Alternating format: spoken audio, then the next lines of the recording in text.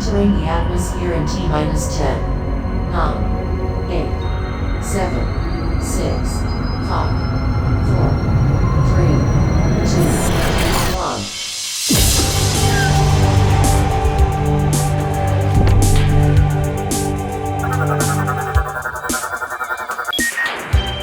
Hello everyone and welcome to the Omega Metroid podcast from OmegaMetroid.com. My name is Andy Spiteri, joined by Doominal Crossing and Dakota Lasky, the whole band back together for on it like the first time since, what did we say, boys, like April? Like pretty it's been a while. It switched to release, yeah. Everybody is here. How are we today? I'm doing pretty good right now. It's my weekend, so very happy. Had a bit of an exhausting week at work, but yeah, we hit over $15,000 sales, so I'm pretty much guaranteed to hit my bonus next paycheck. So I'm a very happy man right now. Definitely could use the bonus as a Metroid Prime 4 gets ever so closer to us. This guy's gonna buy so much Metroid Prime 4 with this bonus. Yeah. Maybe not as much as I was anticipating. We still haven't had any U.S. pre-order bonuses announced, which is very odd. A lot of overseas bonuses, but nothing stateside yet. Well, you just wait, buddy, because I'm sure that those are coming. And I already know that you've bought two versions of each amiibo, one to remain in box and one to take out. Yes. I took out my amiibo the other day. They are probably the best looking amiibo that Nintendo's ever made. My goodness, they are glorious. Dak, what's been going on? You and I have been like ships in the dark. Like, you come on and you're covering for me when I'm away, and then we were gonna do a show and then I had to bow out. What's going on? Yeah, man. And no, I've been subbing in here and there. It's good to see you. It's been good. Everything's going well. I'm excited for some Metroid Prime 4, of course. Listen to the show a little bit and getting pumped for it. I'm reading this article on OmegaMetroid.com for it. Like, come on, man. I'm super pumped to be talking about some Metroid Prime 4. It's really, I mean, Andy, just thinking about this, like, since we've started the show, Metroid Dread came out, Metroid Prime 4 came out. If you really link those things together, you could say that we were partially responsible for these games coming out, right? Because beforehand, there was no Dread or Prime 4 until Omega Metroid started. That is right. Something to think about. Don't call us heroes, but so somebody told me actually that in one of our like really earlier episodes when we were pitching subtitles for Metroid Prime 4, somebody told me that we actually threw out Beyond as a subtitle, and I completely forgot. Did we really? And I would have to fact check this, but I don't know. I mean, if that's the case, then like really, we really did will this into existence. Like, we're bringing back these Metroid games, long thought dead, and resuscitating them and bringing them straight to you, the Metroid fans. So yes, we do our part for the Metroid community. No thanks necessary. Did they say who said it out of us? Like, who mentioned the name? I think they said it was me. It was you? Okay. I think they said it was me, and I would have to fact check this, though, because I don't remember saying that. But to be honest, I don't remember a lot of what we say on the podcast from like a week-to-week basis. So 100%. Once I say it or we say it, it goes out. Yeah.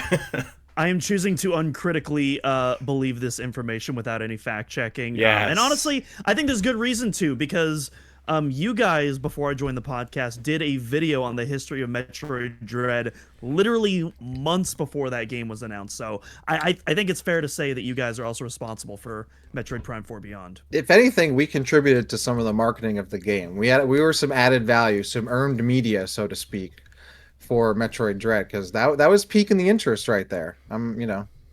So don't thank us, but don't thank us, but we do have a Patreon, okay?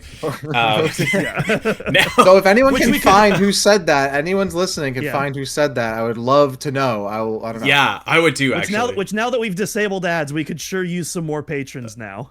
Amen to that, yeah. Anyway, now that we've put ourselves over for a little couple minutes here, I wanted to start off on like a completely unrelated Metroid topic, and I promise it's only going to take 2 seconds here, guys. But you know me, big Zelda fan. We had some images come out of the Zelda movie today. Did you guys have a chance to see them, and what were your impressions if you did? I did Looks like see a that. Zelda movie. Looks neat. I was No pleasantly Jack Black. surprised, to be honest with you. Like I don't know what I was expecting, but I saw that and I was kind of like, this could be good. This could be good. Yeah, I don't really have a lot to say, but I mean, I don't dislike it. I need to see a trailer really before I have any opinions, but it's like, see, Yeah. I feel like my thoughts is just like seeing those screenshots. It's like, oh yeah, this is a real movie. Like I knew it before, but now it's like even more real now, and so we're like that much closer. So, but yeah, otherwise, yeah, looks like a Zelda movie. There. It does look like a Zelda movie. It does. I will say it also is somewhat kind of leaning on like the YouTube fan movie look to me, just a little bit. And I think Ah, that's more so the not the setting, but like just the characters, like, and the maybe the costume design. And I'm not even saying anything about like the actors or anything. Like I have no idea how they're going to perform. I don't even know the actors. I think they're new, right? Like aren't they like kind of I think unknown they're fairly new, yeah, or like up and very coming? young Yeah. So actors. like, so that's great. Like, and like they definitely look like Link and Zelda, but like Link's haircut, which I don't know, it doesn't it. I think it looks great. It does kind of give me YouTube video vibes, or like a CW show, like Yes, some, yes. that's what it kind of It reminded me of, reminded in a me of good like way. In a good way. the young adult novels that you might see, Yes, like Hunger yes, Games or exactly. something. The Yeah, Hunger Games, yeah. or like, oh my God, what's the one that starts with like the Division, or Divergent is one. Divergent? Yes, that's Yes. Divergent, or like the 100. I was like, that looks like this, which I think like, I'm in. I don't think it Yeah. looks bad. That was just the vibe it gives me. But very cool that we're actually seeing a Zelda movie, right? Mhm. Like I feel like it should have probably happened sooner, but considering like the quality of game adaptations these days versus maybe 10 or 20 years ago, maybe it's for the best that we waited a little bit to get a Zelda movie. What do you think about the fact that it's going to be not animated, it's in I like like it's it. live action, you know? Yeah. I've always been a big proponent of like if they make a Metroid movie, it should be live action too, as we've talked about on this show like a lot of times. Mm. I think like with live action, like the risks are greater, but I think the reward is potentially greater as well. And I say that like the Mario Bros movie just made like $1 billion last year, but I don't know. I feel like yeah, I feel like with live action it can just be I don't know. It can break through a little bit more, and I would say the same thing if they ever did Metroid. So, but I mean, what a place for the first Zelda trailer if you're going to do that at the Super Mario Galaxy movie. Like that would be money in the bank. I Ooh, feel like that would go hard. That would be yeah, super sick. that'd be good. That would be incredible. I don't think it's gonna happen. That feels a bit too early for that, but yeah, I'd be totally down. I could see a little teaser, man. Like maybe just like a little 30-second guy. I don't know though, but you could be right. But we'll see. Well, yeah, because Really, this movie's not till 2027. yeah, May of 2027. So, but I mean, like you're Yeah, about a okay. year away at that point. Maybe a little teaser, 30 seconds, something like Yeah. that. Yeah, we'll see. Hmm. Okay, so one last really quick thing before we get to the main topics actually here today.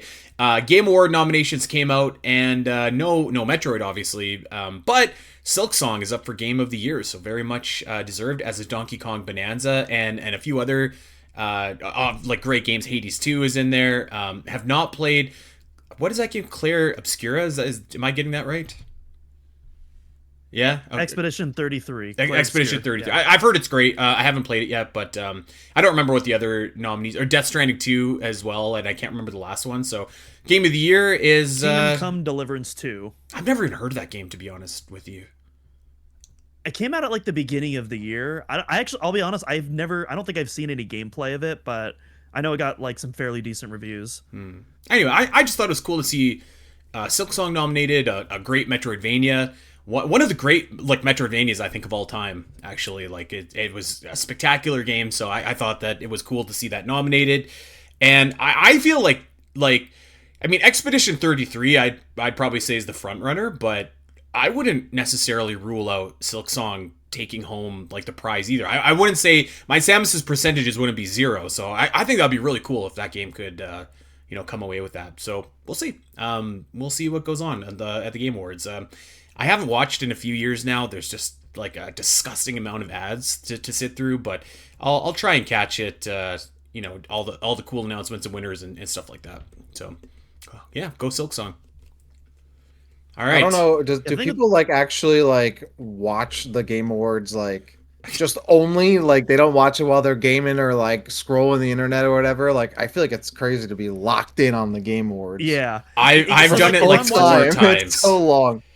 if I've done I'm it too. watching I've the done it Game in Awards, person, but if I'm watching the Game Awards, I have to do it with friends. There's no way I could do that like with alone. I'd be so friends, bored out of my Totally. mind. that's Yeah. crazy. So Well, we 'cause- would well, 'cause, watch like, the Game well, 'cause, Awards like, at you're memeing, you're talking crap and stuff yeah, like that. yeah. And so Oh, it's like, oh you're yeah, making okay. fun of it. Yeah. Yeah. No, we would you're watch right, it you're at right. Zelda Dungeon to like cover any new releases or like trailers or stuff like that. And this was like when there was actually like some stuff at the Game Awards. Like we're talking like 2019, 2020, and then 2021 and 22 we watched, and there wasn't a single Nintendo thing except for Nintendo Switch as games. And so we just kind of stopped watching it. But it was a long show to sit through. A long show to sit through. Yes. So, all right. Well, there is your Metroidvania news. But my God, we have a absolute ton of Metroid Prime 4 Beyond news to get to. There was a new overview trailer that dropped, which has a ton of details about this game, including what the area names are, including some new abilities that were shown, and including a new, let's call it a companion mechanic. We are going to be talking about the impressions, all the previews that were released on the 14th, some big sites like IGN, GameSpot, Polygon, and Nintendo Life got to cover Metroid Prime 4, had some impressions. There was some good, there was some bad, maybe a little bit of ugly. We're gonna play this one by ear. There was another bunch of information that came out on the Japanese Nintendo site, and it had a lot of information about Metroid Prime 4. Arguably too much, so it does almost go into like spoiler territory. There's a new suit shown, lots of different details. We might touch on that depending on how much time we have left over, but in the interest of not spoiling things for people, I don't think we're going to take too much time on that. There's a full breakdown on OmegaMetroid.com if you want to go and check that out. And actually, Doom Crossing is the author of that piece of business, so great job on that, Doom. And of course, we are going to talk about the elephant in the room, Myles Big Mac MacKenzie, and the internet's reaction to the newest legend in the Metroid pantheon here. So lots to get into here today, and we'll start with the overview trailer. It looks pretty unlikely, I would say, at this point that you're going to get a dedicated Nintendo Direct for Metroid Prime 4, which I think is totally fine. I think this overview trailer did a really good job of just kind of like showcasing the different abilities and stuff, and it had a ton of other information that was packed in it as well. Trailer is about 7 minutes long, and there's really a lot to go over in this trailer here. So I think we're not going to go frame by frame, but we are going to talk about some of the different highlights here for this overview trailer. But just let's just maybe do a quick roundtable here, and just like initial impressions of the game heading into it, and then combined with like the reviews that we kind of saw trickled out. I watched this overview trailer and I was like really stoked for this game. I think it looks great. I think that the Viola segments looked like spectacular in this trailer in particular. Lots of really cool like new abilities that I think look like very stunning as we'll get into. I was really impressed with this overview trailer. There was a like one or two things that I was kind of like, that's too bad, but for the most part I came away from this trailer just really excited. Dak, I want to start with you because I haven't really heard your thought. I mean, we've talked to Discord, but like I haven't not necessarily voice to voice in a while. What were you thinking for when you watched this overview trailer? What was your excitement level at? I was like, this is the Metroid Direct, right? Like, this is it right here. It's essentially like a 7-minute Direct as far as I'm concerned. Like, it wasn't a 3 or 4 minute trailer. Like, it was almost double that time. So I thought it was great. I think this was like finally like, maybe they were saving the best for last, but like this was like the best. I wish like the game had been presented in this way for, same with the Survive trailer. Like, this is what I'd want to be seeing from the game. It looks super cool. All the new stuff looks awesome. Like, I love a lot. We learned a lot in this trailer too. It wasn't just like 7 minutes of here's how to jump on the platforms and use your abilities and fight these enemies. Like it, it did a lot more than that, both on a gameplay level and on a story and world building level as well. So that was really cool. The game looks awesome. I know it did say that you could jump. I know it did literally say that, yes. Um, but aside from that and maybe a couple other things, I thought it was great. I thought it was really exciting. I think the game looks beautiful, looks fantastic, looks like a lot of fun, and I think the trailer did a good job of highlighting all of those characteristics of the game. Even though maybe there was a couple things that weren't received super well, but for the most part, I think aside from that, like the game consistently looks awesome, and the trailer did a good job of presenting that. Doom, what do you think? Yeah, pretty much 100% in agreement with what Dak just said there. I will say, from my own personal thing, I feel like, on the equilibrium of, I've seen enough versus too much. I felt like after the Survive trailer, I hit that perfect equilibrium. Obviously, I still really did enjoy this trailer. I didn't really need any more information beyond that point, pun not intended. But yeah, it doesn't change the fact that I absolutely love, pretty much everything that I saw out of this overview trailer. And, I already knew this game was going to be quite ambitious. It looks even more ambitious right now, which I think, of all the things, just that general scope, that larger scope that we really haven't seen in a Metroid game since the original Metroid Prime, that really excites me more than anything. I love that Retro Studios and Nintendo are really just going for it and pushing for something. Is it going to stick the landing? I'm not sure, and I definitely have some questions as we'll talk about later. But that's like pretty much at the back of my mind right now. I am very excited moving forward, and I just cannot wait to get my hands on this game. Yeah. So I'll tell you what. Let's talk about some of the information that we learned throughout this trailer, and I have the trailer open here. If you want to point out any timestamps about anything that stuck out to you guys, we can do that. But one thing that we know is that a Metroid Prime game is really only as good as its areas, and we did get a lot of information about the areas in this game. I'm assuming that there is still some hidden spots that we don't necessarily know about, but it looks like we got, for the most part, everything kind of shown to us here. So the jungle that we've seen in all of the different trailers is called the I don't know if it's called the overgrown jungle, Fury Green. The overgrown jungle part kind of just sounds like when you see a Zelda boss and it has the name above it, kind of idea. Yeah. So Fury Green is the jungle area, and it kind of seems like we're going with the traditional like Metroid Prime naming convention, where it's the 2-word kind of area, and then typically in Metroid Prime, like one of them was kind of a made up or an alien word. So not exactly the same idea here, but the naming convention is kind of the same. We've seen a lot of Fury Green, probably the most of any area that we've got to see so far in the game. I would say, and I mean, this looks like absolutely spectacular.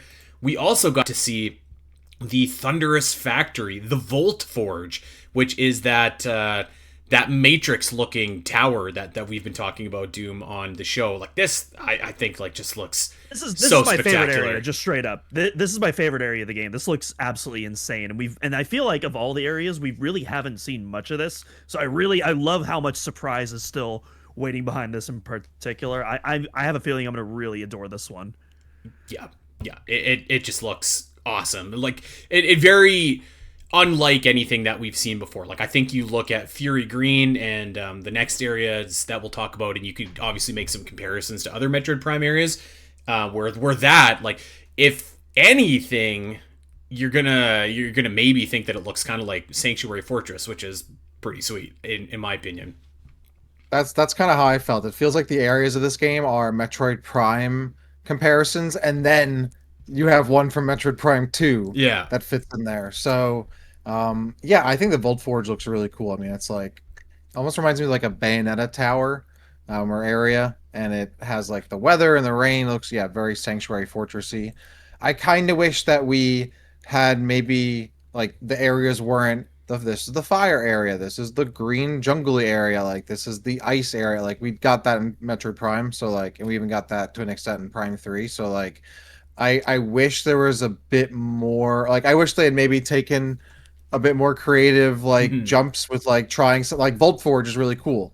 Like if it was more stuff like that, maybe, but maybe they just kind of wanted it to not necessarily be too much like Metroid Prime 2 in terms of like having these more unique, like not elemental or area like region kind of like hot and cold region type stuff. I don't know. I still think it's cool though. I wish there was a little bit more like Volt Forge though than say like Flame Pool or Hmm. whatever, Yeah. you know. Yeah. I think Yeah. that's I, like I a will say fair critique. I agree with most of that critique. I will say, at least for the Ice Bell, even though obviously Fendrana is like, the first apt comparison there, at least with Ice Bell, it does look very mechanically based. Like there seems to be like a laboratory that like, seems to like act as this hub that Hmm. seems to like go underground. So at least with Ice Bell, even though it is technically an ice area, there does seem to be a lot of really unique things about it that make it Oh stand yeah. apart than just being, Fendrana 2. Yeah, I definitely think like the areas themselves don't feel like copy pastes of the Metroid Right. Prime areas they are similar to. Like I'm saying more theming wise. Yeah. Maybe it could have been a bit Right. more varied, but like yeah, it's not like I think the Flame Pool area doesn't remind me. Maybe it reminds me a little bit of, but like not entirely of like Magmore. Like Ice Hmm. Belt, yeah, definitely looks different than like Fendrana. Even Fury Green, like it's Looks similar different to than Town Talon. Overworld, but it does look different. Yeah. You know, it definitely like you can definitely tell them apart, and there's certainly like different things going on with that compared to Town Overworld. So yeah, I think they still look gorgeous. You know, they look Hmm. great. And to that point, like, because I kind of shared that same. I was like, oh, like there's the fire, there's the ice, there's the forest. I was kind of thinking, and I was like, geez, like what haven't we tried in Metroid Prime?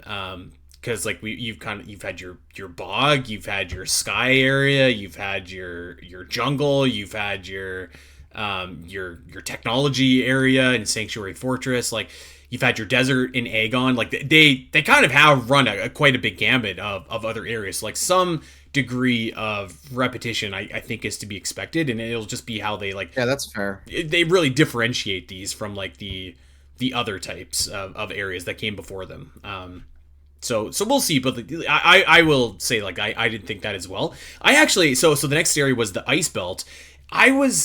I shouldn't say I was disappointed, but I actually and Doom and I have been talking, and I thought that this would be like another open area, kind of similar to the desert, and it seems like it's not going to be that open. It seems like it's more of like a traditional area, but I mean that said, it did look awesome from what we saw. It looked like the coldest parts of like the Fendrana space part facility.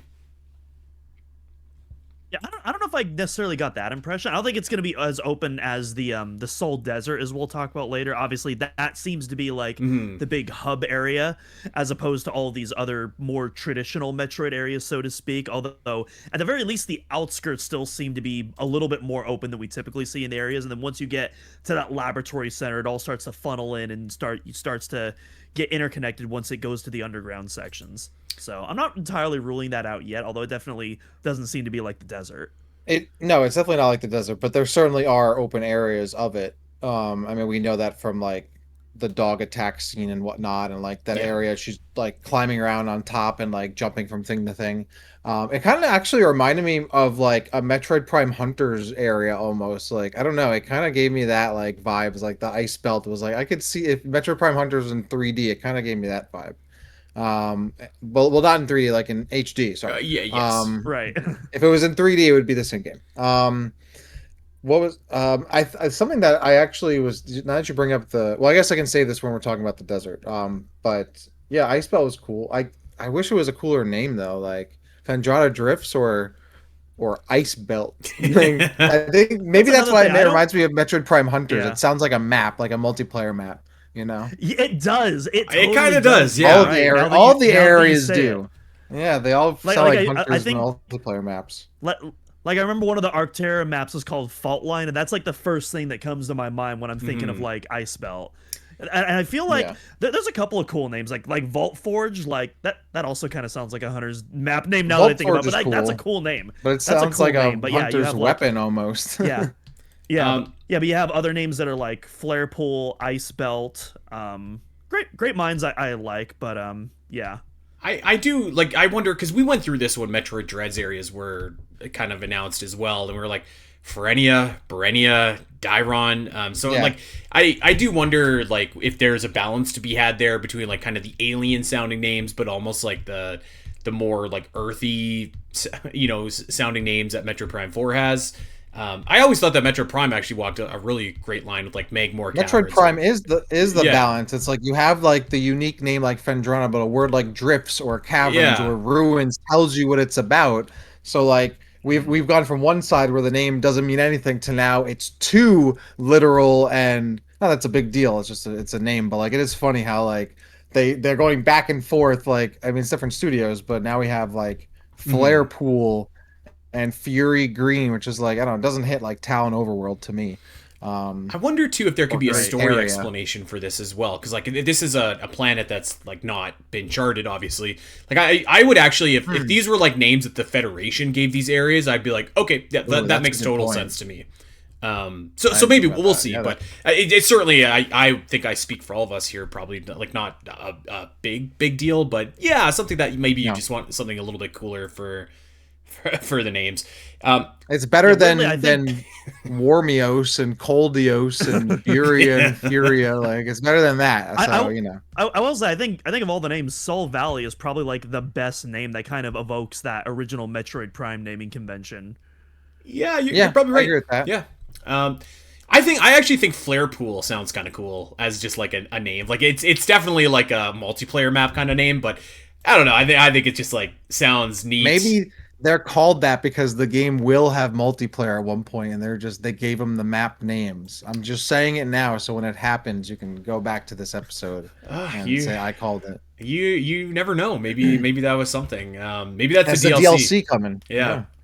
Um, so yeah, I want to talk about the Soul Valley in just a quick second, but actually, I want to. I'm looking at the overview trailer, and I'm gonna pause here at 144 just super quickly.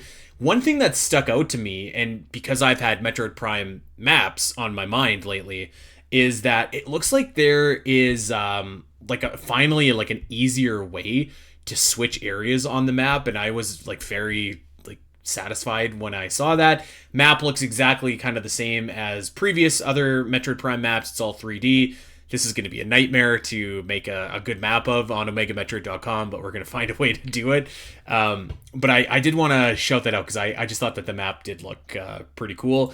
But going past that, then yeah, we have the Soul Valley. So finally, a name that we can give to this ginormous desert. And I don't know, man. I keep on going back to when the desert was first revealed and everybody was kind of like not that high on it, saying that the desert didn't look very good. The more I see of like Soul Valley, the more I'm just like, oh my god, this looks incredible. I feel like with all the like the structures and all the stuff that you can see in the desert, I'm like super pumped to go and just like rip around in this valley on my motorcycle bike.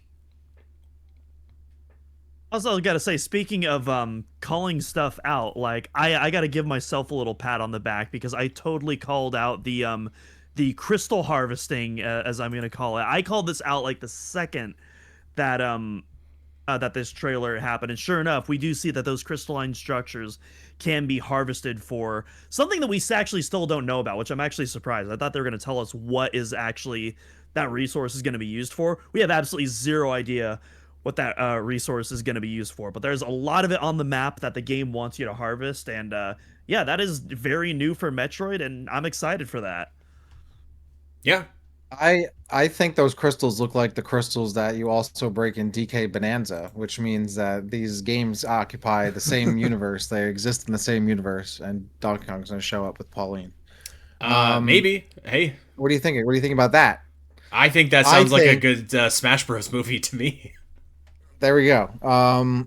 I think it looks. I still think it looks good. You know, I definitely still see where people are like, "Oh, it's too barren" or whatever. I'm like, I don't know. It's not. I'm not gonna be like it's a desert guy, but like it is a desert, and I think there's actually like at least you can see from that part of the trailer like Samus is gonna be finding enemies and is gonna be finding, like shrines or like statues littered around that she can scan and like drop stuff into, it looks like, and Hmm. then obviously heading over from one region to another.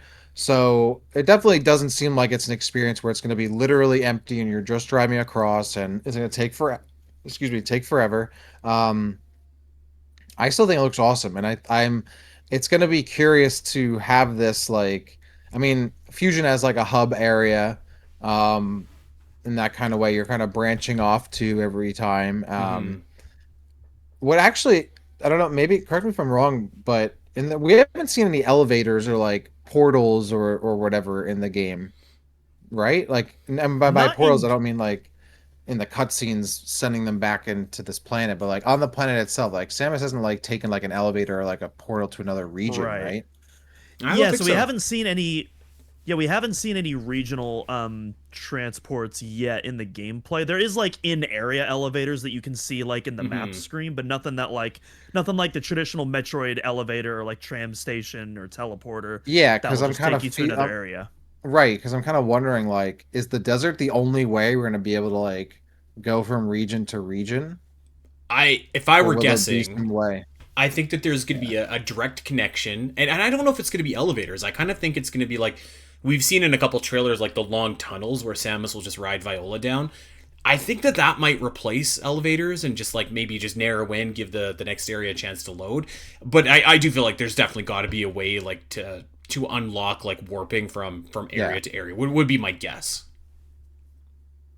You know what? I was actually just thinking about this. Speaking of Soul Valley, I don't believe, and correct me if I'm wrong, but like, I don't believe that we've seen any day-night cycles in this open area No, yet.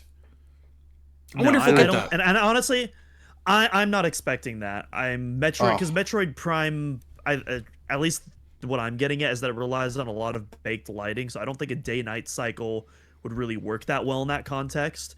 And at least from the looks of it, it doesn't like you're gonna be in the desert really long enough to get a full sense of that. So I don't know. oh. I'm not I expecting would that. I camp feel out in like the that's desert something they would have overnight. highlighted at this point. But now that you I said would love that, it, though, but yeah, I not only want that, but like it would even be cool if like, okay, maybe there's not a day-night cycle, but sometimes you like, I mean, I guess that would still count, but like, what if it's just nighttime sometimes? Like, I don't need like not like a thing where like you sit there and it changes, but like when you load it up into it, okay, it's night right now. I don't know, like it would be yeah. sick to see the desert at night. It would be sick For to like see some certain of the areas in scripted it. gameplay scenes. Hmm. Yeah, Yeah, yeah. yeah, exactly. I don't know, something like that. That's I'd be why the totally ice down belt for kind of that. stood out to Absolutely. me, is because like that scene where the wolves are chasing you, like it definitely looks like it's nighttime or at least like darker, and I was like, this is really cool. Like it seems like Mhm. Game of Thrones ish here. I thought that that Mhm. was like a really spectacular scene in the last trailer. Yeah, Um, I actually did want to go back a little bit right before Soul Valley because we get to see a couple of really cool Yeah, psychic I'm still abilities in at action. 231, so we definitely I did skip ahead. I'm going a little bit out of order here, so I promise you we're gonna get to that. I haven't hit the jump part yet, so we'll get there. Am I back far? I'm just at the abilities portion starting here on the overview Yeah, so trailer. so I wanted to talk about yeah. So first off, I want to talk a little bit about we got some more stuff on at least what I'm gonna be dubbing the psychic grapple lasso because we haven't gotten an official name and it seems to be like a psychic ability this time. But previously we've only seen like the Metroid Prime 3 style where you're opening doors, you're opening crates with the grapple beam. This time we actually get to see a grapple point in action, not like a traditional swinging point, but it's actually kind of like a Super Metroid or a It's Metroid totally Dread Super style where Metroid, you're yeah. like latching onto the sides and it's really cool because it briefly goes into third person and it looks absolutely sick. So I absolutely love that little detail there. It makes it seem very quick and snappy as well. And the big psychic ability that I Well, wanted to talk about. This is let's get probably there. my Let's get there. Because I do want to just all right. really quickly. I want to talk about the travel beam. I believe is what it's called, or the shot that you can Control control. beam? The control beam. Yeah, Control sorry. beam. The Um, shot that you can control, yeah, yeah. that's the So control beam. go figure. Um, so I had a lot of people that reviewed this game said that it was very similar to the beetle from Skyward Sword, which actually like kind of excites me because I thought that mechanic was like really cool. I don't know if you guys are familiar with that or not yet, but I was a bit more excited for this one after seeing this trailer because it did look like this control beam had some pace and momentum to it, and I felt like it was a little bit slow the first time that we saw it. So I came away a little bit more excited for the control beam after this trailer. I don't know if you guys would agree. I feel like this is one that I need to play for myself because like I've seen a bunch of different comparisons made. I've heard the Beetle. I think it looks a lot like the remote batarang from the Arkham games. Jake Baldino he made a comparison to the Nikita missile from Metal Gear Solid, which I also think is a great comparison. But yeah, I actually feel like weirdly enough, I think the preview footage sold me a little bit more than the overview trailer with the Carvex boss fight. I thought that was like a really cool use of that. But otherwise, I feel like I really have to play it for myself to get kind of a feel what my feelings are. Yeah. Yeah, I Okay. wonder how it's going to feel like based on like what control scheme you're using too. Like if it's going to be more fun or satisfying to use like if you're playing with regular controls or the mouse and keyboard controls. But yeah, I kind of agree with you. I think that's something that's it's not gonna click for me until I've actually played it. I gotta be honest, guys. Like, I have not played with the mouse controls once in my Switch 2. Have you? Well, I don't have a game to like that really uses that. You know, I'm definitely gonna give Yeah. it a try with Metroid Prime 4 though, like for 100%. Yeah. Yeah, same here. I didn't buy the Switch 2 welcome tour thingy, so I don't really have anything else to test it on. 20 bucks well spent for everybody that did buy that.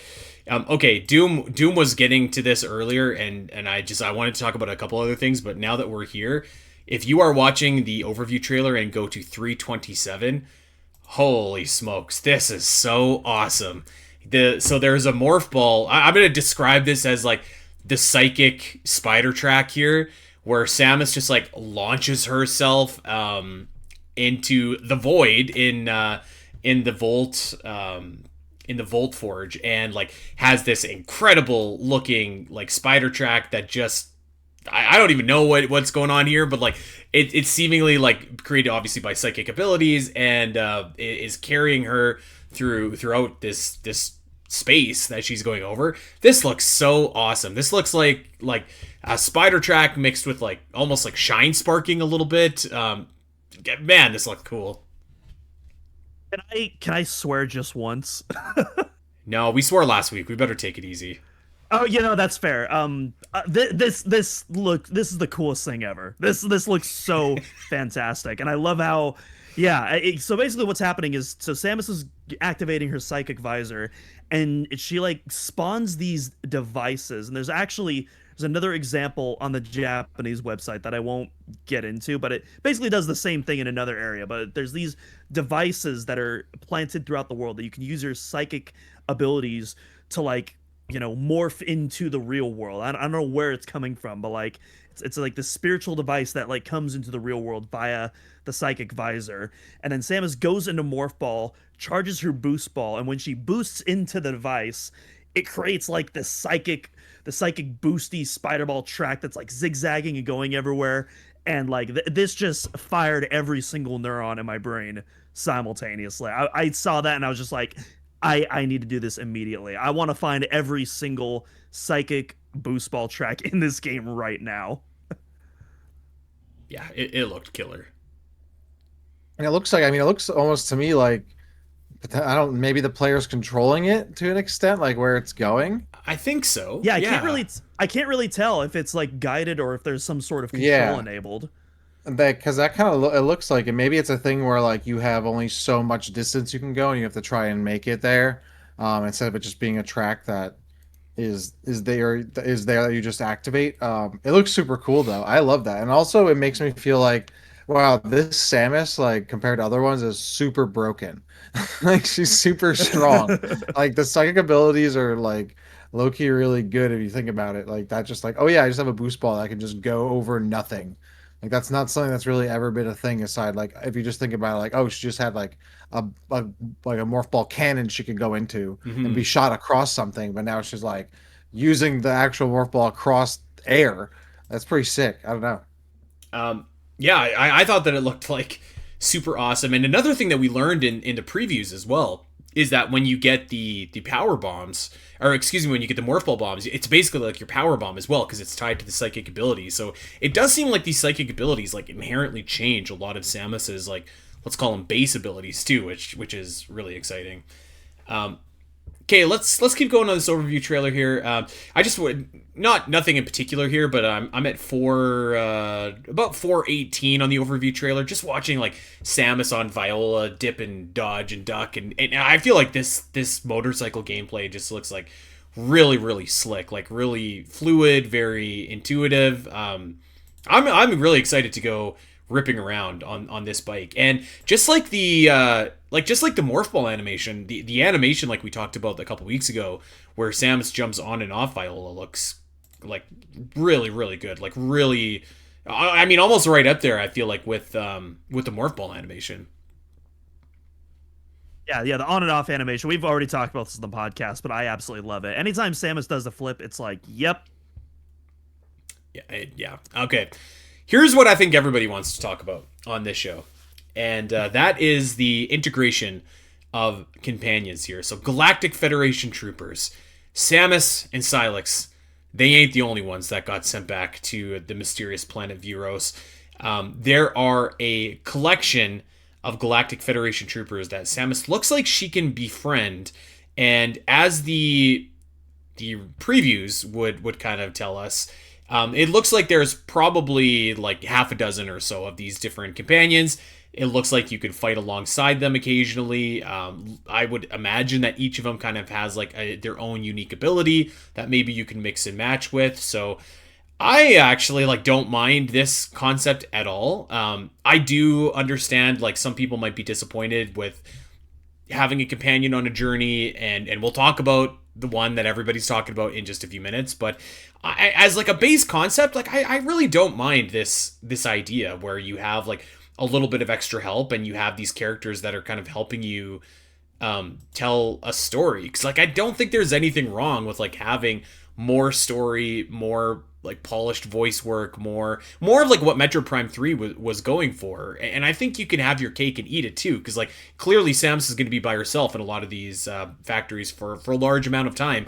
And as we were talking about before we kind of went on air as well, like to everybody that was a little bit dissatisfied with this, like it is not like this is the first time that Samus has had a companion of some sort. So like famously, we've had Adam Malkovich. We've had Adam in Metroid Dread, and yeah, I think that those games turned out pretty well with a companion. So yeah, I can see why people maybe don't love this idea, and I respect that. But I am like kind of looking forward to this actually. Wait, so you keep saying companion. I mean, are they not just like NPC allies? Like, or is there an actual like companion system where like you're gonna be able to upgrade them and all that kind of stuff? Or are they just gonna are they just like NPC allies that are gonna join you at certain points in the game and Well, maybe have a certain skill or something? Because I think those are two different things. I guess like to be clear, that's a good point. Like I'm saying companion. The Zelda fan of me is saying companion. So I mean I don't anticipate, and the preview said as much. Like Myles MacKenzie doesn't stick around the entire adventure, but Right. It's not like you're gonna go around and collect them right. and add them to your inventory of companions and call upon them at certain points. Because that's what I thought you were saying. Like that's crazy. I didn't know that's what it was. I thought they were just showing up at certain points in the game and you work with them like in scripted moments. I wouldn't rule out that you can like call on these companions if you want to be honest with you, because it sounds Oh, like from the okay. previews that so Miles finds Lamorne Temple and is just like, you know what, I'm gonna stay behind. I'm gonna just make my base of operations here. I mean, obviously, I don't know, but like I could see as you accrue more or rescue more of these Galactic Federation troops, maybe they go back to the same base, and like Hmm. maybe like once you rescue them, they go back and like you don't necessarily call on them all the Yeah, time, that's but what at I least they're there, you yeah. know? Right. Okay. Yeah. Um I mean, if it's a companion system, I think that really changes the game. If it's like these are just characters, I have no problem with like we were saying before the show with NPCs. Like we're gonna get them. They've been in Metroid before. We've had multiple in the game. It adds to the depth of the story and the intrigue and the compelling nature of it. As much as I love the experiences where it's literally just Samus and nothing else out there. I also really like situations like where it's like Fusion or Metroid Prime 2, where there's like maybe one NPC you talk to, or Dread, where maybe there's two or more, and like Prime 3, obviously there's a bunch more. Um, and how Samus kind of integrates into like the Federation. We've seen that done well and not done well, but it seems like this is still going to be done well-ish. I like the new characters for the most part, right? Like I don't think there's a like I think the idea of Sam like all like I mean realistically I think we had to assume this like when we saw what happened at the Hmm. beginning of the game, like everything gets sucked into Vuros and whatnot. Like it's not surprising that a bunch of Galactic Federation troopers and workers and whoever was sucked in there, and Samus has to go and save him. It's totally cool with me, and they're kind of like building these characters to not just be, two-dimensional, one-dimensional, flat like soldier types, which I think is more interesting because if we're gonna hear them, they might as well have some kind of personality or backstory. So I like that. I think it's cool. I think it makes the game a little more cinematic, a little deeper in terms of just what the story can do with the characters. Obviously, it's great to see Samus like not just saving the day because she's you know finding a bunch of artifacts and killing this big alien, but also saving actual lives out there who are also stranded just like she is. So I think that's cool. Um, at a base level, I think the idea of just having the more NPCs and having them be voiced and having them be fuller characters, I think is totally fine and is cool and at least Yeah. looks like it's going to make for a decently entertaining story.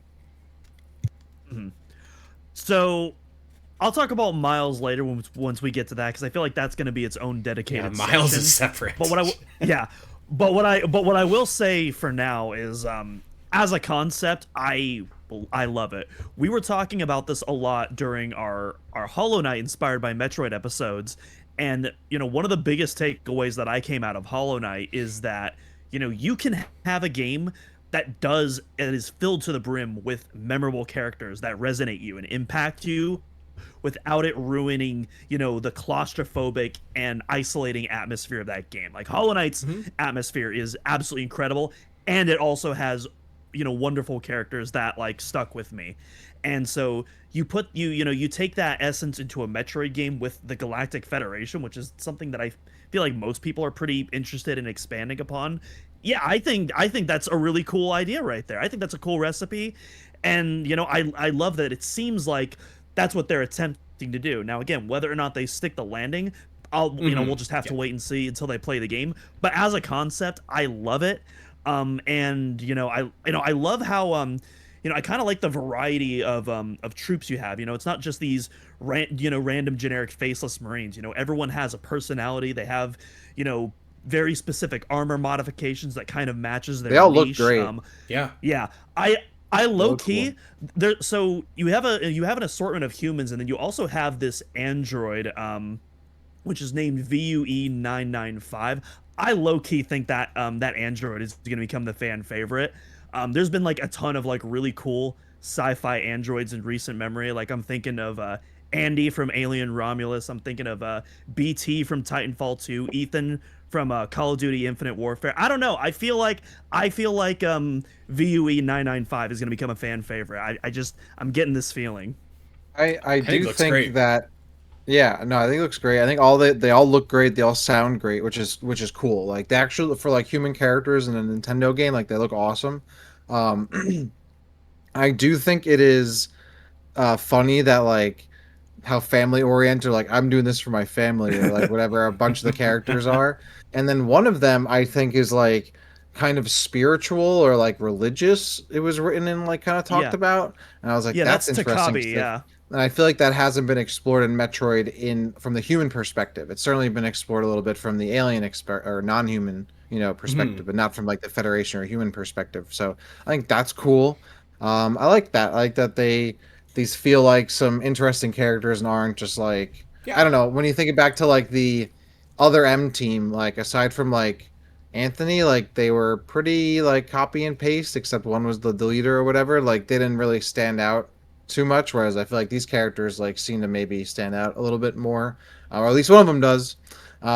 So yeah, I think it's great that we're getting that in the game, and these are and the robot, which is cool too. Like you said, it kind of gives me that like yeah, what was it like almost Rogue You know One what? vibes too a little I bit. actually thought of Prometheus. Speaking of cool androids, like David was in that movie. Plus the main character Elizabeth Shaw in that movie was a very spiritual person as well, and that kind of informed her decisions in the movie. So that was a good call out there. But and actually, I wanted to point out as well. I don't know what the scene is, but at 5:24 of the overview trailer, there is at least like 4 Galactic Federation soldiers plus Samus. So I don't know if that's like a maybe the collection that you rescue or is at this temple, but it does look like they're at some point at least as kind of like a meeting of some of these soldiers here. So yeah, rest of the trailer just kind of shows off like the different Federation soldiers that you can interact with. I think the animations just look like so good here.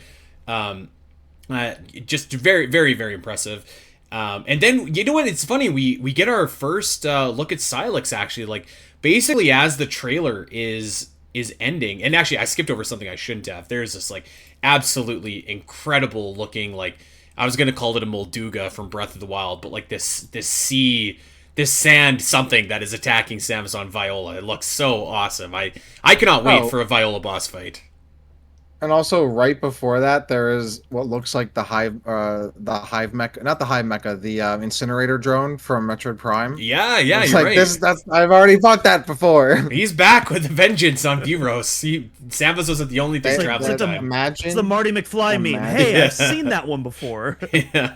Um, yeah, this boss, like there is a collection of boss fights here that look awesome, but there is Silex at 555. He looks totally hungover coming out of this pod, and so obviously this wasn't a great journey for Silex either, and that's really all that you see of Silex. And there's a great shot of Samus kind of helping a Galactic Federation soldier just on his knees, and Samus is extending the arm. Great shot. I really loved that, We- the way that it was framed. We actually got to talk about that. We got to talk about that because someone in our Discord, I believe it was Shu, on that shot where Samus is outstretching her hand. First of all, you're right, fantastic shot. Like that is like to me that is like the essence of Samus when I think of Samus. So I just really cool shot in there. But Shu brought up something that was also on my mind that stuck out to me with that shot, and that if you look closely, Samus is still in her base Variasuit. Like her lights are green, her arm cannon is yellow, and there's no purple anywhere.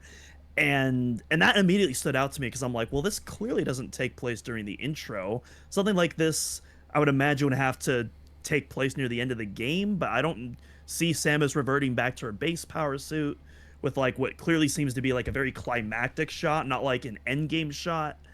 But I think this could take place Shu- on the and intro planet. I don't think it does. I don't. This feels like a very not like an intro sequence. This feels like something different. And I Shu was proposing that this might be a flashback sequence, and then that Federation soldier might be Silex, which I might have been won over by that theory. Not gonna lie. there's no way that's Silex. There's no way. I don't know I about would. that.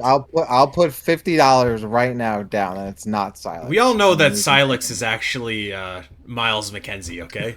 Yeah, we know. We already know who Silex is. It's not that character. That's I how think how could I have forgotten? there's one character as part of this squad. The what is their name? I think there's the few guys, and then there's one woman who's like a big fan of Samus or something like that. Like she's like Yeah, just that's Armstrong. Yeah.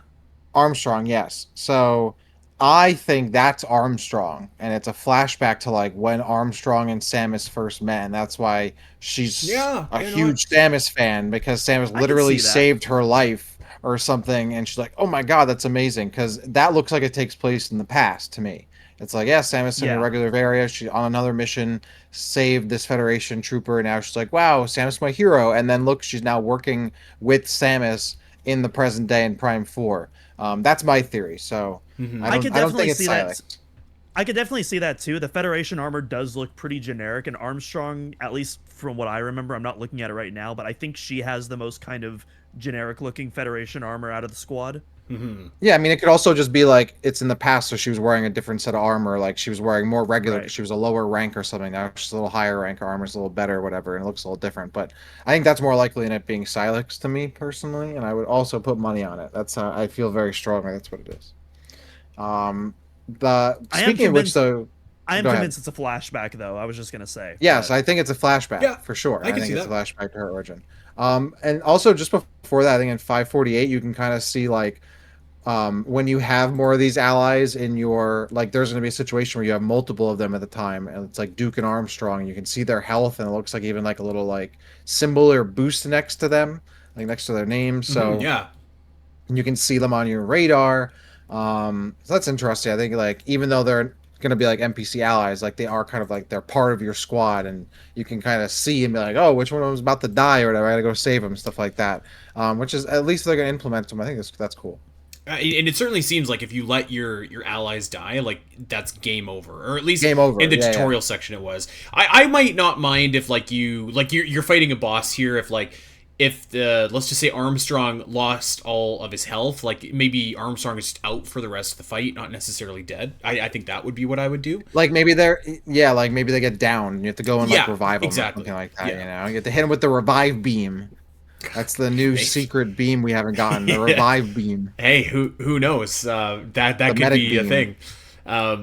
So yeah, that was basically the overview trailer. Like we said, there are a bunch of details that were revealed on the Japanese website. I want to be cautious here because I don't want to give too much away for anybody that doesn't want like big spoilers. So I will just say that if you want to go and check that out, Doom wrote a fantastic article over on OmegaMetroid.com. It's going to give you a listing of a lot of the new area, or a lot of the new things in Vuros, a lot of information about the troopers, and you might even see a new suit if you were to go over there. But if you want to be surprised, don't do it. And you might learn about some abilities and stuff that are coming back as well. So lots and lots and lots of really cool information. And if you don't want that, that's totally okay. We've labeled it with big spoilers, so you can kind of make up your own decision about that. I think we can also talk about the amiibos for a couple minutes before we go into the big heated discussion. Yeah, sure. Yeah, because I'm actually a lot more excited for these amiibo now, because I was just assuming that the amiibo was going to be like, oh, get an extra energy tank, get a missile expansion, and you're mostly just collecting them because they look cool, which they do obviously. But no, we got revealed of some bonus stuff. So right off the bat, they revealed that the Viola amiibo, the motorcycle, is going to unlock different skins when you scan that. That's pretty cool. And then the skins for the amiibo, bike though. Mm-hmm. Yeah, for the bike. Which okay, again, now for like still cool. Yeah, I just want to clarify. Yeah, correct. Yes. And then the Silex amiibo, it says that it's going to give you an easier access to a cinematic, which I'm guessing is going to be something related to his backstory. But then there's also it's every single amiibo, all three of them, has an and more at the end, which means that there's other things associated with these amiibos too that are likely probably going to be more substantial that they don't want to reveal yet. Even just the Viola skins, that is something I definitely wasn't expecting. I was expecting like absolutely nothing from these things of any worth. So I'm actually kind of excited. Like, I'm sure it's still going to be, relative. I don't think it's going to be something major that they're locking behind the amiibo.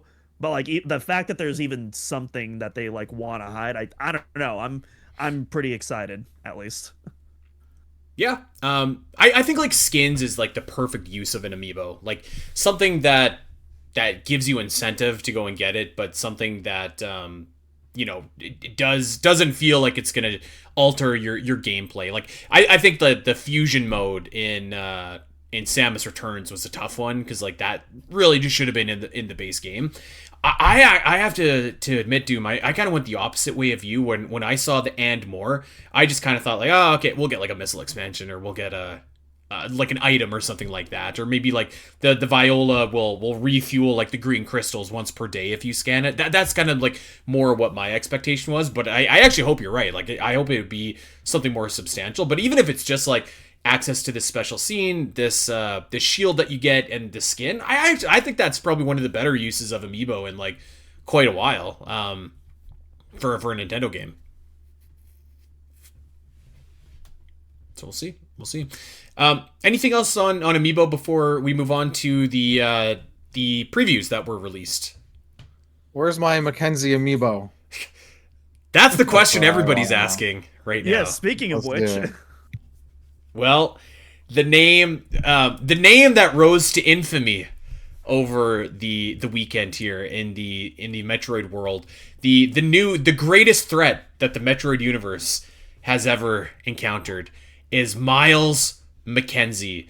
And this guy, this NPC in the opening, let's say 90 minutes here that was previewed, took up like, I gotta say, like, dominated the conversation and took up like a vast majority of all of the different previews that we saw from like really big, reputable like outlets here, like IGN and GameSpot, Nintendo Life, they I think it's fair to say like this was a divisive character at best and just universally reviled at worst. And I gotta say, I totally get why some people are upset, and we'll have to see how this plays out. But it does sound like, and I did watch the video, but it does sound like this character is, he's your intro character, he's your tutorial character, and he's giving you directions on what to do, where to go, and how to do things that as a Metroid Prime veteran you already know how to do. But I also think that like a type of character like this is probably somewhat necessary, or at least like some sort of tutorial like this is probably somewhat necessary. And like I know that like Metroid has been built on kind of like isolation and the feeling that we get when we're alone on an alien planet, but I do think like with this game in particular, I have to imagine the goal is to get Metroid Prime 4 to newer players and get maybe people that haven't played a Metroid game to play Metroid Prime 4. And so I'm not like faulting them for putting a character like this in the opening there. I would say most of the previews, beyond like taking Miles out, like most of the previews were glowing. Like the universe looked great, the controls were great, the bosses were engaging, everything was glowing except for this one particular character, which everybody just, I think, threw up all over. And I'm not going to make excuses for the character either. Like I when I read the dialogue, I was just like, oh my, like this really does sound bad. It sounds like an MCU character, which isn't really what you want associated in your Metroid games. Like it sounds like Star-Lord showing up to Metroid, which I could totally get the tonal dissonance there. I will say, and this is just my opinion, is that I listened to the footage. I can't say I loved the guy, but I can't say that I thought it was like so unbearably annoying that I was just like, this is ruined for me right now. So I think there was a lot of knee-jerk reaction to this. I think we've seen some people settle down a little bit about Myles MacKenzie. I'm not going to try and convince anybody to like that hates this to not hate it. Like you can have whatever opinion you will, but I was expecting the worst after what I heard, and I do have to say I listened, and I don't think it was like awful. Now obviously, if this depends on how they implement the companion system, and like if this character is going to be saddled with you for a large portion of the game, that I definitely don't want. But if it's for like a moment, like an hour here or there as like a particular sequence unfolds, I think I'm okay with that. I don't know about you guys. Jim, go ahead. Oh, I thought you were gonna go. the way you tapped your mic, I was like, waiting everybody's taking a deep breath and just go ahead. Yeah. So my goodness, I have a lot of things to say on like all sides of the spectrum regarding this. So first off, pretty much mirroring what you said, I'm gonna be real. I don't like it, but I also don't think it's the end of the world. And in fact, there's actually a couple of moments where I actually genuinely thought were funny. Not like gutbuster laughing, which isn't what I want in Metroid, but there are a couple moments that I thought really worked. Specifically, there's a moment in the preview where like he gets startled by Samus and he comments like, "Oh my God, you're so quiet," and Samus, you can just feel her just glaring at him from behind the visor, and like that moment really worked. That moment at least really worked for me. My goodness, his introduction is terrible. I hate the introduction dialogue so much. Again, nothing game breaking, nothing that I'm like, oh, the game's ruined or anything. But I was just like even in context, his first introduction dialogue, it's just it reminds you that like, oh yeah, this game was rebooted in 2019 when like the biggest thing in the world was Endgame. That actually makes sense that like this is kind of where that dialogue is probably coming from, and it's one thing that probably at the moment sounded good, but like in hindsight, as kind of that the MCU popularity is like now phasing out. It definitely shows its age. That being said, I think people are blowing this out of proportion, even if that very first line of dialogue I don't like. My biggest question more than anything, because it doesn't sound like the other characters are gonna have like, the kind of like, I don't want to say slapstick, but the kind of like, almost like action comedy dialogue that Miles has. It doesn't seem right now that the other characters are going that route for the most part. My biggest question moving forward is one, like you said, because obviously we do see other scenes with Miles, but like how much more the game is one, Miles is going to tag along with you, and two, how much are the other Federation soldiers going to tutorialize you when you're on their missions? Because I feel like that right there could be the difference maker on whether or not the Federation mechanic works for me. Which, like I said before, right now I'm excited for it. I'm going in with optimism. I think there's a ton of potential for this to really work out. But if every single time you are going on one of these Federation side missions and it's like re-tutorializing you for something, I could see that shtick getting old really fast. And so that would probably be, that's my one big concern, which again, still going with the optimism, but it did give me a little bit of pause at the same time, I will admit. Yeah, I mean, at the end of the day, no, like Myles MacKenzie does not feel very Metroidy to me. Like I played Prime 3, I played other Metroid games with talking NPCs or even like allies, and just the type of, I mean, if anything, he feels like an other M character to me. Um and some way some of the squad does in a way too, but not so harshly as he does. I was saying this earlier before the show. I think he would have probably been maybe welcomed a little more warmly if he wasn't also an escorty like tutorial character. Like it seems to me like in the game, the other characters that you show up with, like they're there for like scripted moments. Like you're gonna go through the game and show up in an area, and oh, there's a cutscene. They're all here joining you, and you go through a little sequence with them, and then you split ways again. Because we've seen a bunch of gameplay where they're nowhere to be found. They're not talking to Samus. They're not on. There's no health bars in the UI. You're still very much going to be around these characters. But the problem is that like when you run into maybe Duke and Armstrong later in the game, they're probably not gonna hold your hand and tutorialize you. They're gonna be there, and then the wall's gonna blow up, and there's a big monster, and you're gonna take it on with your allies, right? This character Miles is specifically being like helping you through to like figure out the game, and I totally understand that from a Metroid fan perspective, and maybe just like an enjoyer of games, like it can be annoying to have a character that's like, "What's this thing over here? Like, go look at it." Like, "Oh, what's this thing? You should scan it." Like that kind of stuff. I can be not just for Metroid, but in general. It Totally. certainly doesn't feel very Metroidy to me. And then on top of that, it's a character that is maybe not super enjoyable. Do I think he's super annoying and like unfunny and cringe? Like he's a little cringe. Like it gives me other M cringe. But like I don't think it's like super killer. He wasn't like Pauline and DK was literally unbearable to me at times. This character just seems like annoying and is like, whoa, did you see that? like It was no Tears of the Kingdom tooling for sure. Yeah, Tool so is it's not like, that bad. Come on. I'm He's the totally worst. not like downplaying people's criticism because I feel like the game probably would be better without this character. And even if the character has a really cool arc where like starts out annoying and like becomes badass at the end or does something super cool or whatever, like at the end has like a whole redeemed arc, like that's cool too. But it still is kind of annoying to have this character at the beginning of the game. Do I think it's overblown? Yes.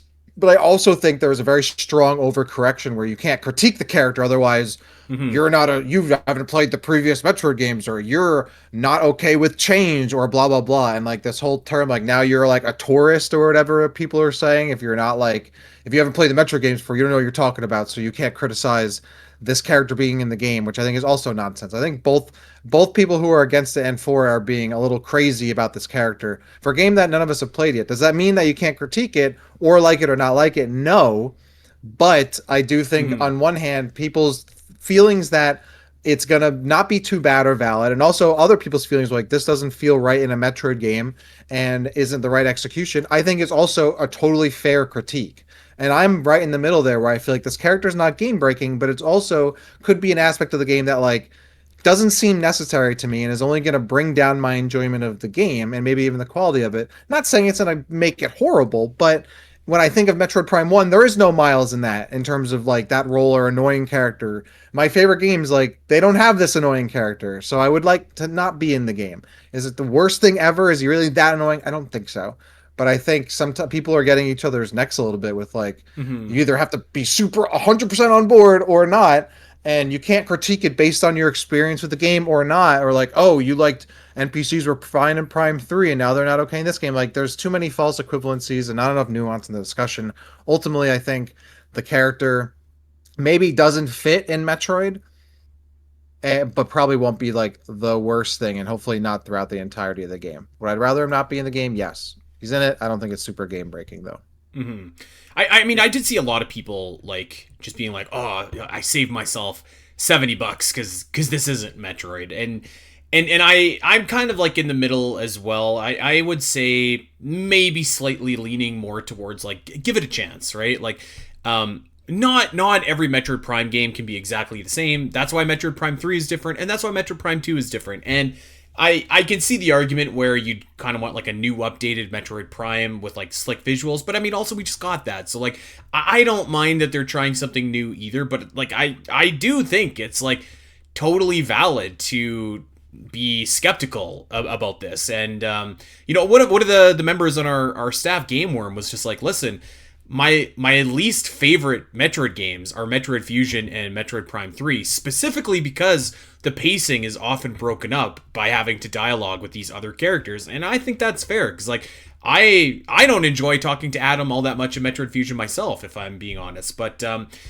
yeah, I think like the dialogue, it is what it is. Like it's gonna be annoying, sure. I actually think it would be like kind of great if the rest of the troopers also just like dogged on this guy and were like, God, he's annoying. Like that would actually almost be like a little bit entertaining to me. But again, like I can totally appreciate people that are just like, what are we doing? Why did we have this unnecessary, unneeded element in Metroid Prime 4? And it does kind of seem like they tried to sneak it in a little bit as well, which I think is why other people are. Oh, are a they little they bit, left him under wraps until they very yeah. well couldn't. That's for sure. They weren't showing off Myles MacKenzie in the first trailer.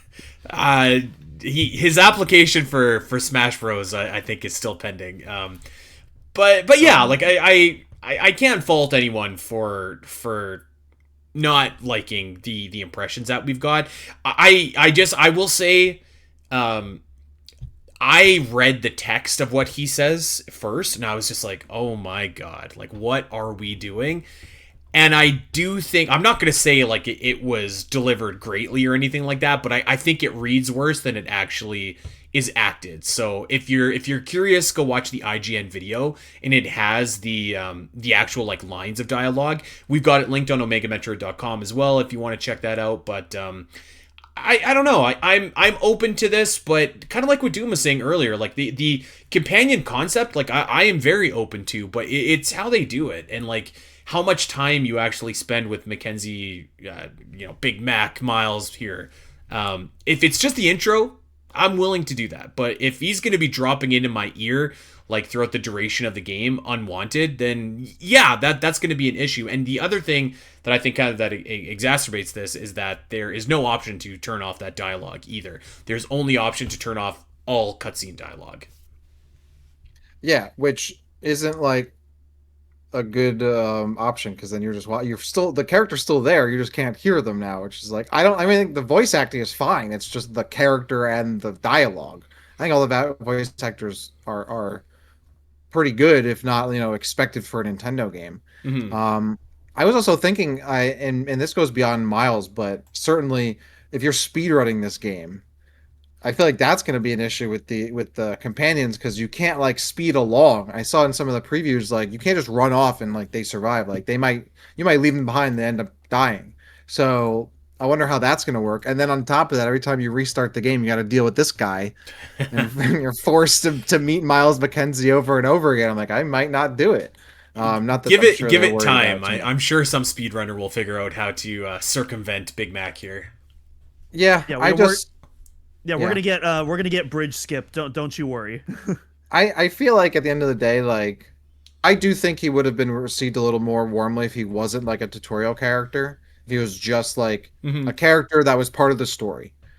On the other hand, it's like I don't know. It just gives me like that kind of like other M style of writing where with these like very tropey characters that I don't know don't feel super Metroid to me. I guess they now are, but I think it would have been more interesting if maybe Miles was like a more serious character and not like a comic relief character because Metroid can do humor and levity when it makes sense, but I don't think you need like the schmuck running around and saying the goofy quips to get that across. Um, Uh-huh. Again, he's also not through the game the entire time, so like I don't know. I feel like it like Doom, like you were saying, it does feel like kind of Marvel-y and like maybe it like outdated, like that, he's right behind me, isn't he? Type of character, like it's Right. that type of humor They just fly feels now, baby. they fly now, yeah, exactly. It's literally that kind of character, and it's like, oh, like who is this for? Is I guess like who like I guess because in my head, I feel like the beginning area is the tutorial, like when you're on the Federation planet before you go to Viros. Mhm. Yeah, And Tanamar. now, right, yeah, and then and then there's another kind of tutorial area now at the beginning of this Fury Green area when you're with Myles MacKenzie. Um, what is his name? Myles MacKenzie, right? Myles MacKenzie, yeah. Yeah. Yeah, Myles MacKenzie. That's like a wrestler, like a really like a jobber. Myles MacKenzie, like that's a jobber The- wrestler name. You know what the man. other thing about this guy that we have not said is that he looks exactly like McLovin. And I just like Yeah, think what that's is with so that? hilarious. Like It's so on the nose. Like this is the goofy character you're supposed to hate. He looks like literally McLovin. And can't hold I a don't pistol. mind I don't mind the face. It's that he wears the glasses inside the helmet. Like that makes no sense. Like why? and you know what look, else? Like when his helmet is down, he actually looks pretty Then he has badass. more goggles over the, but then he has glasses beneath his visor, and then beneath that, or over that, is the goggles of the He suit. So he has 3 layers. he looks like what's his face from Dead Cell. Excuse me, not Dead Cell, Dead Space. The main guy? Isaac Yeah. Clarke. Isaac Clarke, the yeah, big- yeah. No way. No way. So the You do big- not I do think that Isaac helmet kind of Clarke, looks. man. No. It kind of gives me that Don't do vibe. that to big, me. No, the big comparison that everyone was making, and I totally agree. He totally looks like Tech from Bad Batch, like 100%. Like you cannot convince me that design was not based off of Tech. I don't know. What that The is. first thing I thought of was the Robot in the Family from the movie Robot in the Family, which is a I horror. gotta be. Andy would, All I can think of is McLovin. Andy would like that movie. I think it's a crappy '90s movie. You know how much Oh. Andy loves those. You know what? So, A complete sidebar here. You know what movie I watched for the first time in my life on Halloween was Scooby Doo with Freddie Prinze Jr.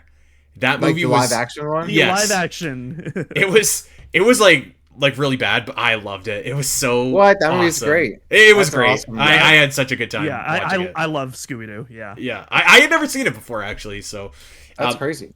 yeah, I don't know what to say. But Co-written yeah, by James Gunn. Funny enough. well, Was it really? Yeah. That's There- so sick. What the hell? there you go. I did actually I did see the new Superman movie on streaming, and I was like, you know what? I'm gonna watch Batman versus Superman, the Ultimate Extended Edition instead. So I don't know what that says about me and how I'm willing to accept Myles MacKenzie here. So take that for what I've you will. watched. Superman I is look. I Superman is love bad actually movies. fantastic. Superman is actually fantastic. I would recommend it. Okay. I haven't seen the new Superman, but I did see Batman versus Superman or Justice League or whatever. Like which was the one that came out and it was like 3.5 hours long in black and white. Which version? Which one? One of the movies got dude. that. That's got to be the Snyder cut if it's 3.5 hours long. Yeah, dude. Oh my god, man. That was It was why pretty I cool was- though. Like I liked It it. was cool, but I'm like, holy crap! Like you got out of it. It was like you're getting out of like a coma when you sat up from that movie. It was crazy. Wow. That's how I took Sam to see Nosferatu, and she was so angry when that movie ended. She was like, I will never, ever watch this movie again. Speaking of comas. So, yeah, there's an insight to our movie taste. So, like, that may inform what you think of, like, our opinions on Miles here. So, I don't know. Like, I think I'm this- willing to let it play out. If we're doing the movie comparisons, actually there's a really good one that's gonna fuel my optimism for Metroid Prime 4. I'm gonna talk about Transformers 1, which came out last year. Most of you watching this probably did not see it. It kind of bombed at the box office, But most people that did see it, including myself, absolutely loved it. In fact, I would go as far as say it's the best Transformers movie ever made. That movie also has Bumblebee in it, who is a very, very annoying side character. He is like the Marvel-esque quippy side character, and he does derail a lot of those moments. And yet, in spite of that, the movie just absolutely shines. And I don't think Miles is even going to be as bad as Bumblebee. So with that said, I'm still pretty optimistic going forward. It's a shame you can't like kill the guy. Yeah, But that we know of. um, That we know. Yeah. Maybe there'll be like a killed MacKenzie % run of the game. It could be like, I mean, that was one of the things that like the IGN reviewer literally tried to kill this guy. He let him die and he got. Oh, I definitely would have tried too. Yeah. Like I even though now like I've not warmed up to him, like oh, it's not that bad. Though I do think it is kind of antithetical to Metroid having this guiding character, not having NPCs. If he was just a regular part of the squad and not dragging you around or like look at this thing, I think it would be better. But yeah, I don't know. I think it's I I will say that I think at the end of the day we're gonna look back on this and maybe have been like, I don't know, maybe we didn't need to get so crazy about it because he's only in the game for like 5 minutes. Yeah. I hope that's the case. But I think that's where I'm thinking of this is like when there's a new character introduced to Metroid or whatever. Like I don't want to feel like oh I hope I only see this person for 5 minutes. You know, like I can't think of another Metroid game where I mean maybe Andy for you would be Adam and Fusion, but like for me like I can't think of another Metroid character where I'm like get this guy off my screen except Other M, but like I'm like get this character off my screen, you know. And it sucks. It just sucks that like the previews were so dominated by it because the rest of the game looks so good. And for many people, these previews were probably the first impression they had for the game. If you haven't been following it this far, like it could have been the first time you really, you know, seen it or really looked into it, and you see like all of this stuff like about this one character, and it's like, oh, is it really that bad, you know, or like, oh, this is not great, or whatever. Like it is a shame that it's so dominant on the current discourse. Yeah, you and I were talking about on Discord, and like I think we're in agreement where it's like I don't think it matters where you stand on this. I think we can all agree that like this was a really stupid decision to like put face forward on your first preview event. You know, your first thing going into crit. Like I genuinely don't understand that decision. I mean, I like, yes, but obviously, like, this is the beginning of the game. Like, I don't know what other portion you were supposed to have in the preview. You know, one notable thing about the preview as well is that there was no Viola. That was test driven, so to speak. So that aspect of the game still kind of remains locked away, presumably until release day. That is interesting because you would think like, I mean, I think we were also talking this on the Discord about how the fact that they did the preview event at all told us that like they feel confident the game is good and they want people to see it and talk about it. Which twofold to me is like it's funny how they thought. Well, I mean, I guess like you said, they didn't have much else to show off in terms of the beginning, but they're like, yeah, you know what, people are really gonna love this Myles MacKenzie guy. Like that's gonna be great. But second, that they didn't show off the Viola, which to me means like, do they not feel as confident about that? Like, I'm surprised they didn't have any Viola stuff because that is such a gameplay wise drastic difference from everything else. Like aside from Myles MacKenzie, like the preview gameplay looked pretty standard Metroid Prime gameplay. Like it wasn't, you know, I figured with the Viola being there, you'd be like, show them this because it's like this is what would be the talking point for the game. And I wonder if that's maybe what the decision is behind that and why they made that decision. You know, I think like Myles MacKenzie is unfortunately going to be like already cemented as a very central figure to the legacy of Metroid Prime 4. Because like I think if we fast forward a year and maybe Metroid Prime 4 underperforms, so let's say it sells like 3 million copies, a great number, but maybe not what we were quite hoping for, maybe not 5. I think we could look back and say like, did these previews that largely focused on Myles MacKenzie turn off a lot of people from this game? And it'll be interesting too to see how much this character is even in the game. Like I think we'll be talking about the companion system. I keep on saying companion, but you know what I mean. Like I think we'll talk about the companion system more than this one specific character, because I feel like all of these characters are going to have little bits of personality in them. So I don't know. It's an interesting discussion, but it was a little bit too bad that this character did like really dominate the the preview coverage, and like I get it. Like it's a very stark tonal shift from what you would expect from Metroid, but I guess I appreciate them trying something different as well. I don't know that I would have scripted this myself necessarily for the Metroid fans, but I don't mind the companion idea. Maybe Miles, in hindsight, will look back and say like this was the wrong companion to start off the game with, or at least to have in the tutorial. But I don't know. It's going to be interesting to see how this kind of like all plays out and affects the sales and legacy of this game once it's actually out and there's been some time to really sit on it. I don't know.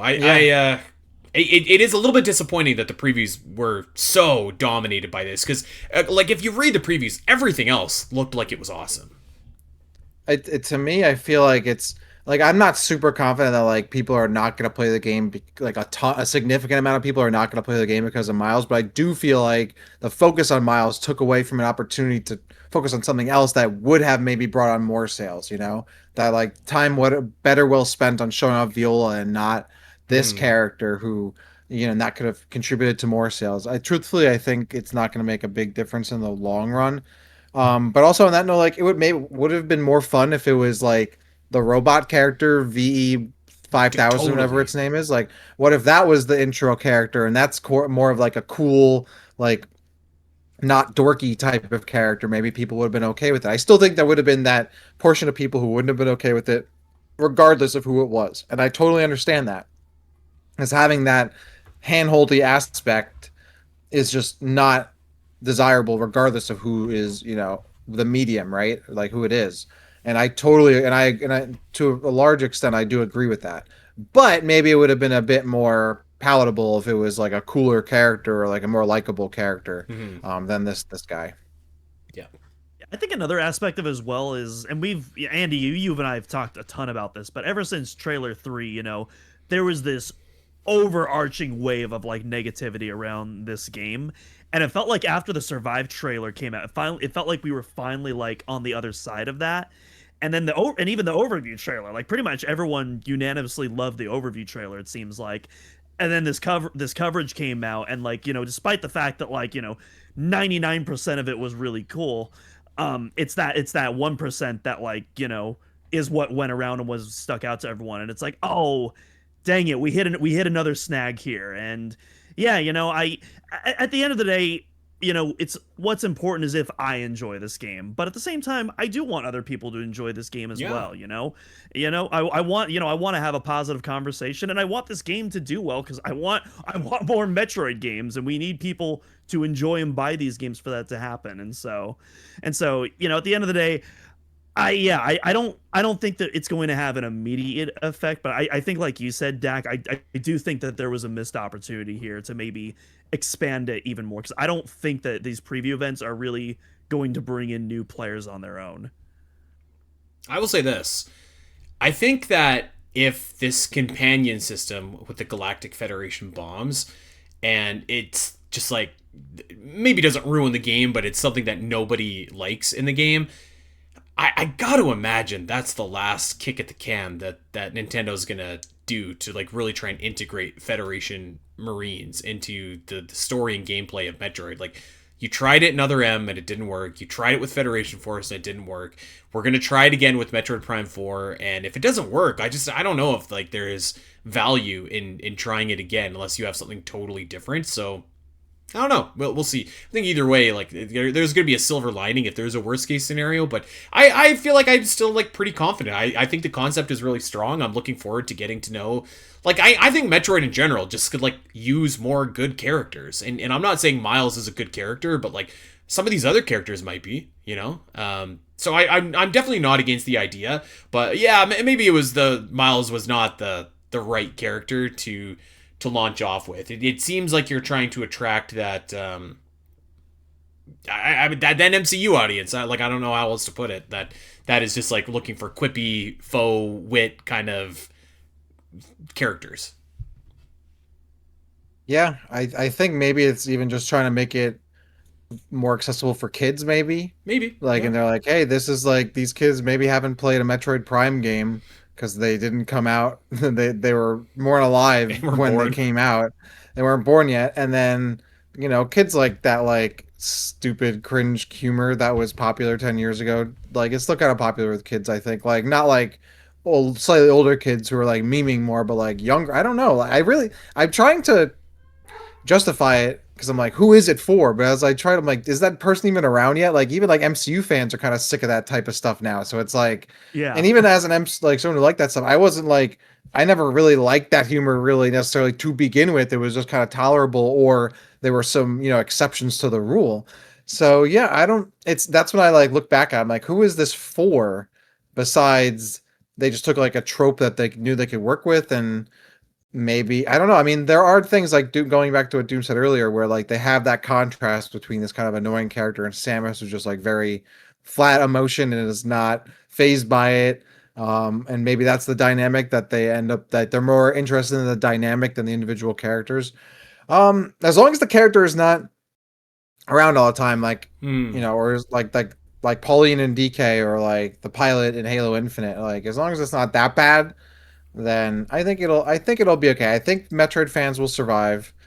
It Hmm. might still be it might not be a positive, but I think it'll still be, I think we'll look back on it as like the one thing of the game where we're like, that could have been better, but everything else is great. I feel like the Zelda fan in me has prepared me for this over the years. So like I am ready to put up with a lot here. And I will say too, like to throw out a game, I'm going to throw a game I love under the bus here, but like I'm playing Horizon Zero Dawn or like Horizon Forbidden West.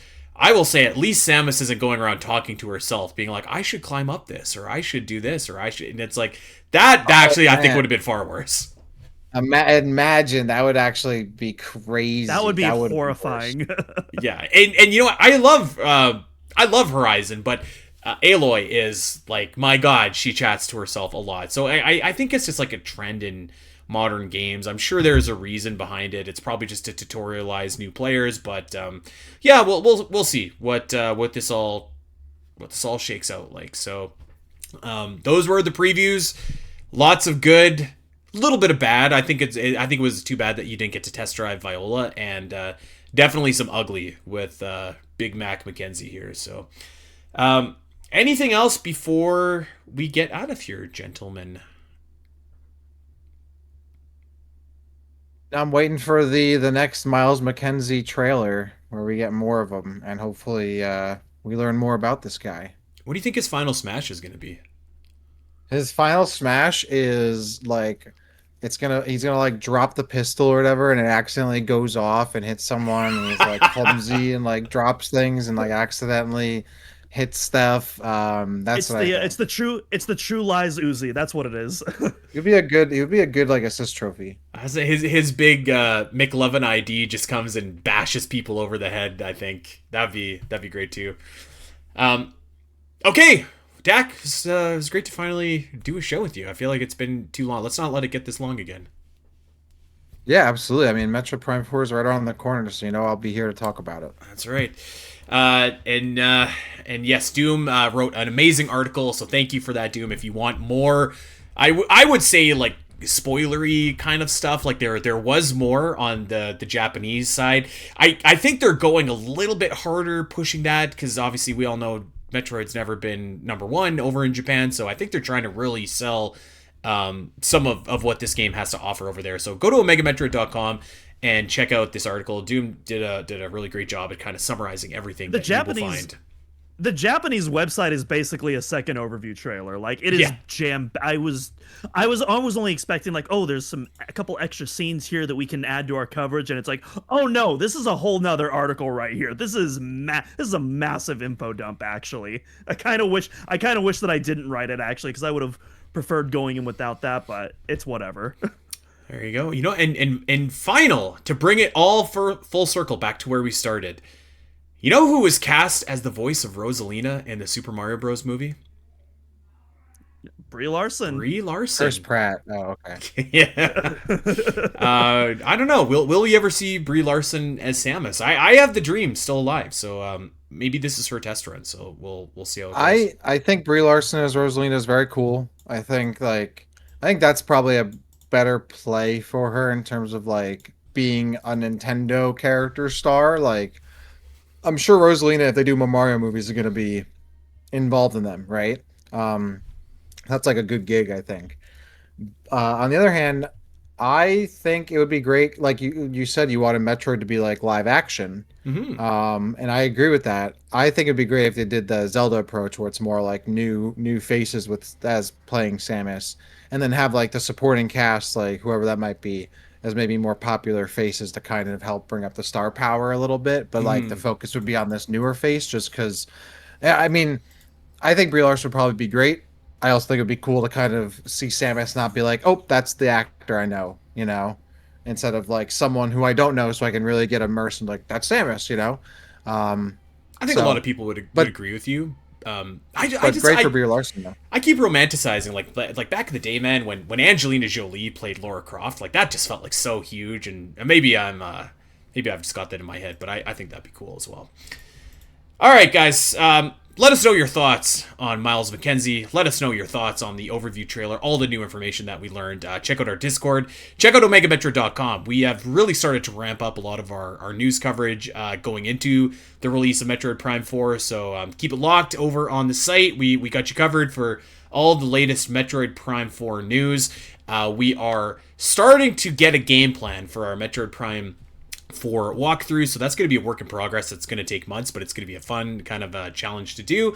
So keep it locked on the site, and while you're there, you want to play some old Metroid games. We've got walkthroughs for those. We've got guides. We've got maps. We've got video walkthroughs. Lots of different stuff. And we, as mentioned at the very beginning of the show, we have a Patreon as well. If you really want to take your Omega Metroid love to the next level, we've got like 2 years worth of the Great Metroid Area Ranking, where we've, as the name implies, ranked every single area in the Metroid series. We've got ROM hack reviews. We've got a new series where my good buddy Gooey is playing Metroid for the first time. So he's mapping it. He's talking about his experiences. That's going on, so you can live vicariously through him. And we got a ton of other stuff for you to check out there as well if you want to take a tour around patreon.com/SPNet. Check out this podcast wherever you get your podcast. Go like, subscribe, rate, review, and of course, recommend to that Metroid fan in your life. We are the only podcast in the entire planet Earth that is making a weekly show about Metroid. So give us some love and spread the good word about the Omega Metroid podcast. And lastly, check us out over on Blue Sky at Spiteri316, at Doom Cross, at Daxidian, at Omega Metroid. We are going to get out of here, my friends. But until next week, we'll see you then. Ciao.